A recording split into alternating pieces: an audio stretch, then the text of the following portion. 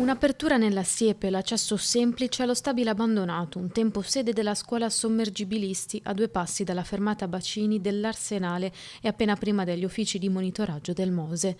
Un piccolo gradino e si entra nella caserma fatiscente dove la 17enne è precipitata per 6 metri a causa del cedimento di un solaio del primo piano.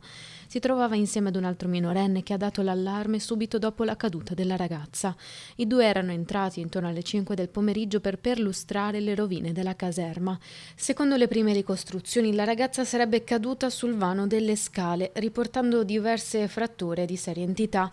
Attualmente la giovane resta ricoverata in rianimazione in prognosi riservata all'ospedale All'Angelo. I rilievi della polizia all'indomani della caduta, tra calcinacci, cumuli di rifiuti, bottiglie e lattine di alcol vuote, ma soprattutto resti di siringhe, garze impregnate di sangue. I residenti vicini alla zona denunciano la frequentazione da parte di ragazzini, soprattutto tossicodipendenti.